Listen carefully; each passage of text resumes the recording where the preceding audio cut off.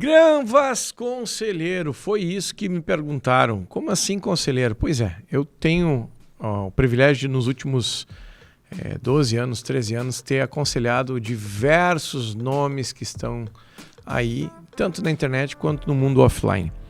E o que eu tenho visto quando eu vou fazer os aconselhamentos destas pessoas e destas empresas? O que difere uma empresa que prospera para uma empresa que quebra? Quer saber? Já eu te digo, mas antes, clica no sininho aqui embaixo, te inscreve e compartilha esse vídeo se tu curtir esse conteúdo, porque eu tenho certeza que ele pode somar na vida de alguém e você sabe quem é esse alguém que está precisando aí. Mas vamos lá. O que difere uma empresa que prospera e uma empresa que efetivamente quebra? Quer que eu te diga? É o gestor que não delega, delarga. Como assim? Eu recentemente, uma pessoa de muita proeminência me contratou para mim fazer uma análise. E eu pedi para ele, olha, eu preciso uma semana para ficar com a tua empresa. Mas passaram 2 dias para eu ver que... Não posso falar o nome, né? Não vou falar. Tá tudo bem. Mas passaram 2 dias para ver que aquele gestor, ele não delega, ele delarga. Sabe aquela pessoa que passa as coisas para os outros, mas não tem um retorno? Então guarda isso que eu vou te dizer. Você precisa aplicar a regra do voltaremos e relataremos. O que é isso? Quando você delegar algo para alguém, essa pessoa precisa ir lá fazer e te trazer um relato. No tempo dela, da maneira dela. Não precisa fazer como você. Eu costumo dizer que as pessoas são extensão do teu braço. Você não vai ter um braço para pegar 3 metros, mas se vier o braço do outro, o braço do outro, o braço do outro, vai funcionar.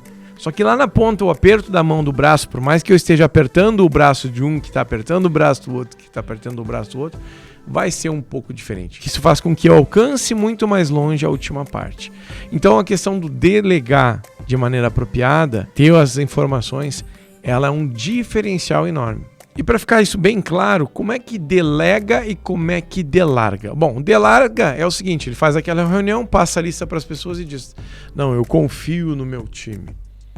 Você precisa confiar no teu time, mas você precisa olhar as métricas.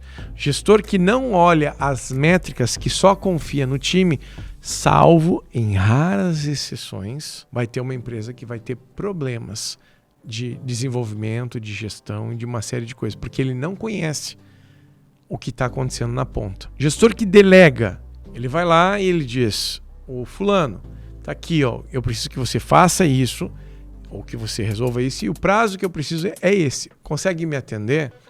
Porque não pode simplesmente impor. Delegar de maneira eficiente não é impor a tua vontade. É entender o que é que aquela pessoa que você está delegando tem capacidade de fazer. Meu pai sempre dizia, e não entenda de maneira errada, de maneira pejorativa, o que eu vou te dizer agora. Meu filho, um pangaré nunca vai ser um cavalo de corrida, mas ele pode ser um bom pangaré. O que isso quer dizer? Que a gente tem colaboradores que vão ter... um pangaré, cavalo de corrida, pô. Mas a real é o seguinte, o que ele quis dizer com isso? É que as pessoas têm as suas limitações. E o bom pangaré, como a gente falava, é um cavalo que ele vai fazer e vai cumprir o que ele pode. Então você, como gestor, tem que saber entender as limitações dos seus liderados. E não simplesmente descartar, porque todo líder vai ter desafio. Todo líder vai ter defeito. A gente gasta muito tempo de maneira apropriada demitindo e contratando errado, quando deveria gastar muito tempo contratando certo. Tá? Então você precisa entender isso. Delegar significa você passar com clareza a informação que você precisa, qual é o objetivo e o prazo que você quer. E aí entender as limitações do teu colaborador. Ah, mas ele só pode isso. Bom, ele é o time que você tem. Se você quer diferente, então você vai precisar de um liderado diferente. Então o erro não está no teu liderado, o erro está em você que não sabe delegar de maneira eficiente. Tá bem? É claro que a delegação não é o único fator. Existem outras coisas que impactam no crescimento ou não de uma empresa. Ou ela crescer ou ela quebrar. Mas saber delegar de maneira eficiente e não delegar é um dos pontos chaves que eu tenho visto que impacta e mais incomum entre os empresários em si.